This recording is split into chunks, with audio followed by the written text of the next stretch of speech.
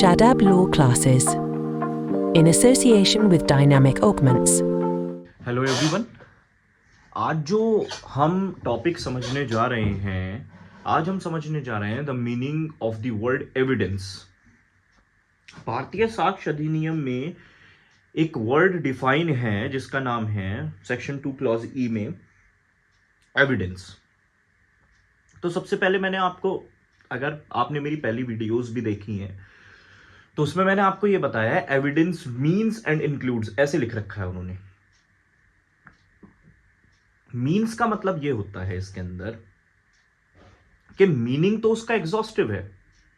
Includes का मतलब यह होता है कि वो नॉन एग्जॉस्टिव है, कि एविडेंस हो तो बहुत तरीके के सकते हैं मगर इनके मतलब रहेंगे दो ही। तो मीन्स एग्जॉस्टिव नॉन एग्जॉस्टिव का क्या मतलब होता है कि एग्जॉस्टिव का मतलब दो ही रहेंगे, हो इन दो तरीकों में बहुत तरीके के हो सकते हैं। इंक्लूड्स का मतलब, ठीक है। नॉन एग्जॉस्टिव का मतलब कि लिस्ट बहुत तरीके की हो सकती है मगर मीनिंग इसका यही रहेगा, ठीक है। तो means and includes, evidence means and includes, ठीक है। तो सबसे पहले हम ये समझते हैं कि एविडेंस, देखिए एविडेंस होते तो सबको, ये वाली बात हमें भी पता है कि एविडेंस ये नॉर्मल सी चीज है। जो भी लॉ स्टूडेंट है कि अगर आपसे कोई पूछे कि कोर्ट में एविडेंसेस किस तरीके से दिए जाते हैं तो कोई नॉर्मल बंदा भी ये बात बता देगा कि एक तो डॉक्यूमेंट के थ्रू दिए जाते हैं सर, कि कोई भी डॉक्यूमेंट आपने किसी भी चीज का पेश कर दिया, या फिर एक स्टेटमेंट के थ्रू दिए जाते हैं, ठीक है। स्टेटमेंट होते हैं कोर्ट में, विटनेसेस के बयान होते हैं, ठीक है। तो इन्हें जो भारतीय साक्ष्य अधिनियम ने नाम दे रखा है वो दे रखा है ओरल एविडेंस और डॉक्यूमेंट्री एविडेंस।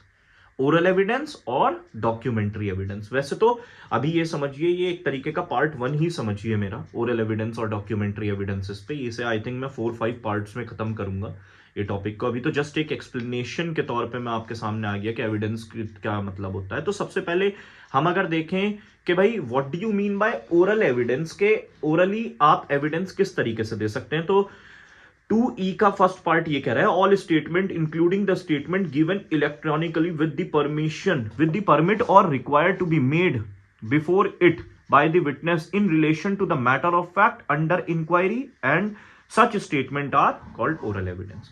तो जब कभी भी, अब तो इलेक्ट्रॉनिकली भी कोर्ट ने जोड़ दिया है, पहले मतलब ये था बट एक्सप्लिसिट नहीं था हमारे बेयर एक्ट में, तो अब तो लिख भी दिया है इस चीज को।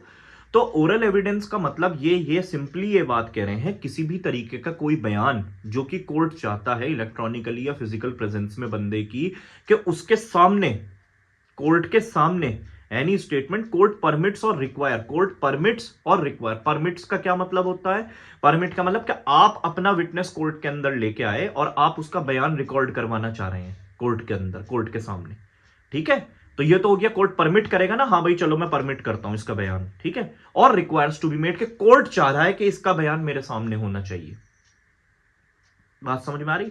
To be made before it by witnesses in relation to matter of fact. अब ये इंटरप्रिटेशन करिए। मैटर ऑफ फैक्ट का मतलब है in relation to matter of fact, मतलब मेन मुद्दा, जिस चीज के लिए केस चल रहा है, मेन फैक्ट इन इशू, जो हमारा प्राइमरी फैक्ट है, वेदर ए मर्डर्ड बी या फिर वेदर ए किल्ड बी और नॉट, ये चीज के लिए मेन मैटर इन इशू का मतलब होता है मेन फैक्ट इन इशू के लिए कोर्ट उसके लिए बयान ले रहा है कि हाँ भाई तुम्हारा क्या कहना है, तुम अपना क्या बयान देना चाह रहे हो इसके अंदर एज अ विटनेस इसके अंदर, ठीक है। आगे क्या लिखा है, अंडर इंक्वायरी। इंक्वायरी का मतलब जो प्रोसीडिंग कोर्ट के सामने चल रही है, जो प्रोसीडिंग्स कोर्ट के सामने चल रही है, तो ये होता है हमारा ओरल एविडेंस, ठीक है। आगे बेयर एक्ट के सेक्शंस वगैरह मेंशन्ड हैं जिसके अंदर ओरल एविडेंस को बाकायदा ओरल एविडेंस हम समझेंगे, उसके अंदर हेयर से क्या होता है, क्या चीजें होती हैं। अभी के लिए ओरल एविडेंस हमने ये समझा, ठीक है।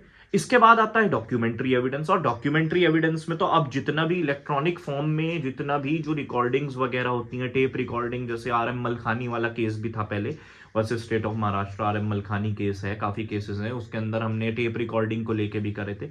मगर अब क्या कह रखा है इन्होंने, ऑल डॉक्यूमेंट्स इंक्लूडिंग इलेक्ट्रॉनिक और digital record produced for the inspection of the court, such document are called documentary evidence, ठीक है। तो इन्होंने सारे के सारे डॉक्यूमेंट जो कि इंक्लूड करेंगे अपने अंदर, मैंने कहा था ना डॉक्यूमेंट तो क्या हुआ, मीनिंग एविडेंस का क्या है, डॉक्यूमेंट्री एविडेंस भी है, मगर उसके अंदर इंक्लूड बहुत सारी चीजें हो सकती है जो नॉन एग्जॉस्टिव लिस्ट है, ठीक है, उसके अंदर क्या क्या इंक्लूड हो सकता है, कोई रिटन डॉक्यूमेंट हो, कोई मैप हो, प्लान हो। ये डॉक्यूमेंट की आप डेफिनेशन में जाके उसके इलस्ट्रेशन में देख सकते हैं, कोई कैरिकेचर हो या किसी भी तरीके का लिथोग्राफ, फोटोग्राफ, कोई भी फोटोग्राफ है, ये सब चीजें, ये सारी चीजें आपकी डॉक्यूमेंट रहेंगी। ये सारी चीजें आपकी डॉक्यूमेंट्री एविडेंस रहेंगी। अब कोर्ट अपने इंस्पेक्शन के लिए जब अपने पास उस डॉक्यूमेंट को मंगाते हैं, अब कुछ डॉक्यूमेंट्स आप कहेंगे कि सर कुछ डॉक्यूमेंट्स ऐसे हैं जो मान के चलिए कुछ दीवार पे कुछ लिखा है, ठीक है, अब वो दीवार तोड़ के थोड़ी ना आप कोर्ट के सामने ले जाओगे, उसका फोटो खींच के ले जाइए, वो एक डॉक्यूमेंट है। ठीक है, ये सारी चीजें डॉक्यूमेंट्री एविडेंस बनाती हैं आपकी। तो एविडेंस के जो एविडेंस बेसिकली जो कोर्ट के सामने दिया जाता है, दो ही तरीके से दिया जाता है। कैसे? ओरल एविडेंस दिया जा सकता है और डॉक्यूमेंट्री एविडेंस दिया जा सकता है। अब वो अलग बात है कि कौन से कोर्ट एडमिसिबल करेगा, कौन से ओरल एविडेंसेस कोर्ट एडमिसिबल करता है, कौन से डॉक्यूमेंट्री कोर्ट नॉन एडमिसिबल करता है। तो एडमिसिबिलिटी ऑफ एविडेंस है, इसमें हम एक अलग से डिस्कशन करेंगे, बहुत प्रॉपर डिस्कशन होगा। ठीक है, मगर अभी के लिए जो डेफिनेशन के हिसाब से है 2E की definition, evidence mean and include, दो तरीके के एविडेंसेस हो गए आपके लिए। कौन कौन से? ओरल एविडेंस और डॉक्यूमेंट्री एविडेंस। और डॉक्यूमेंट्री एविडेंस में डिजिटल और इलेक्ट्रॉनिक जितने भी एविडेंसेस है उन्हें भी हम डॉक्यूमेंट्री एविडेंस ही अब कहते हैं। आई होप आपको ये सिंपल सी बात, एविडेंस की बात को समझ में आई होगी आप लोगों को। All the best.